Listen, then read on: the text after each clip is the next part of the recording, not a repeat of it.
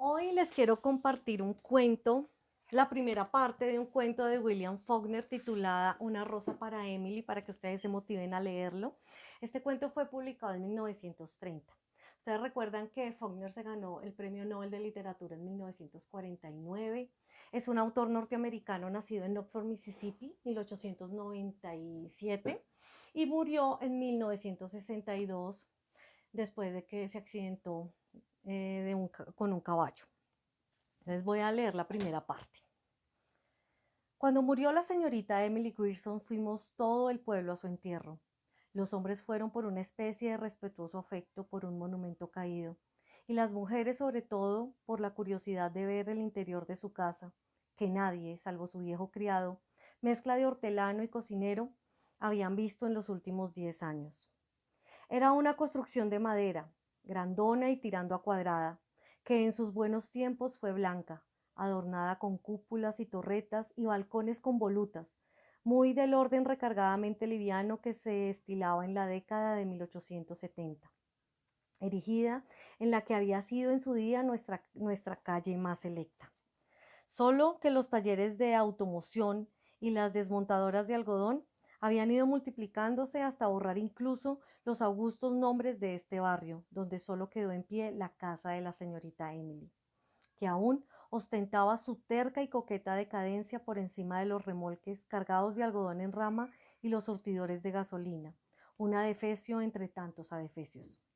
Y así llegó el día en que la señorita Emily fue a reunirse con los representantes de aquellos augustos nombres, allí donde descansaban, en el cementerio que desconcertaban los cipreses entre las hileras de tumbas anónimas en las que yacían los soldados de la Unión y también los confederados que perdieron la vida en la batalla de Jefferson. En vida, la señorita Emily fue una tradición, un deber, una devoción, una suerte de obligación hereditaria que el pueblo había asumido y que se remontaba al día de 1894 en el que el coronel Sartoris, a la sazón el alcalde que promulgó la ordenanza en virtud de la cual ninguna negra podía pisar la calle si no llevaba el delantal puesto, le condonó los impuestos que adeudaba al municipio, dispensa vigente desde el día en que falleció su padre y a perpetuidad. No es que la señorita Emily hubiese aceptado una obra de caridad. El coronel Sartoris inventó una complicada historia con el fin de que se supiera que el padre de la señorita Emily había prestado dinero a las arcas municipales y que el municipio, por su propio bien y el de sus habitantes, prefirió devolverlo de esta manera. Solo un hombre de la generación del coronel Sartoris, solo un hombre que pensara como él, pudo inventar semejante historia. Solo una mujer como ella pudo creérsela. Cuando llegó la siguiente generación con sus ideas más modernas, cuando les tocó a los jóvenes ser alcaldes y concejales, esta disposición dio pie a ciertas insatisfacciones. El 1 de año se le envió una notificación fiscal. Llegó febrero sin que se recibiera respuesta. Le escribieron una carta en términos formales con la cual se le pidió que tuviera la amabilidad de pasar por el despacho del oficial del juzgado cuando a ella le resultara más conveniente. Al cabo de una semana le escribió el alcalde en persona, que se ofreció a visitarla en su domicilio o a mandarle un coche para que la recogiera. Y recibió por respuesta una nota en un tarjetón de tamaño arcaico, escrita con trazos finos, continuados, con tinta desleída, para comunicarle que ya nunca salía de casa. La notificación fiscal iba adjunta al tarjetón sin el menor comentario. Se convocó una reunión especial del consistorio.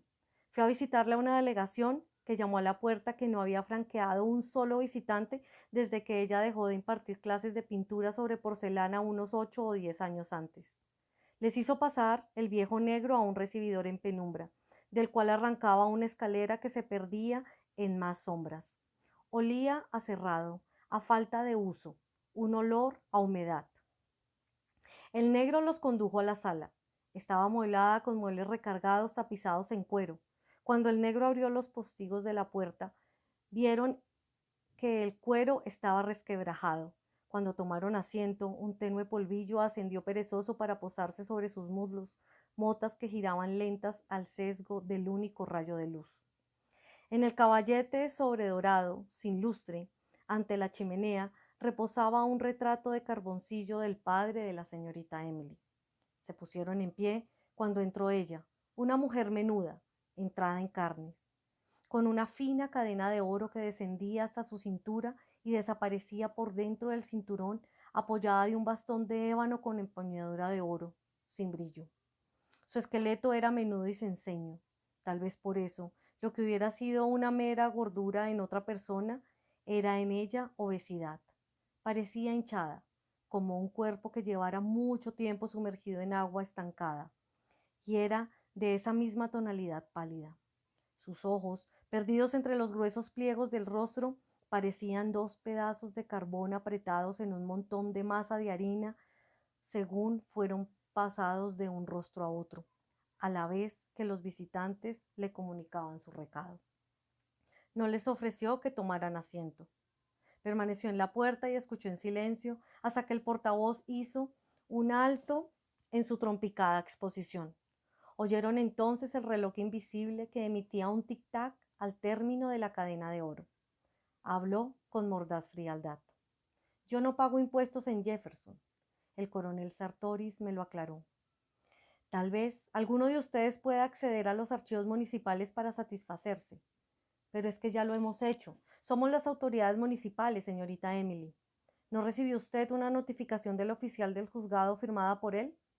He recibido un papel, en efecto, dijo la señorita Emily.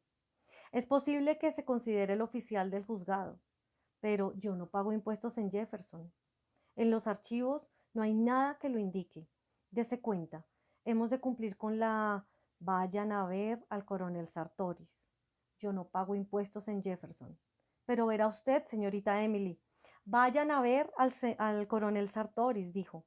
El coronel Sartoris llevaba 10 años muerto.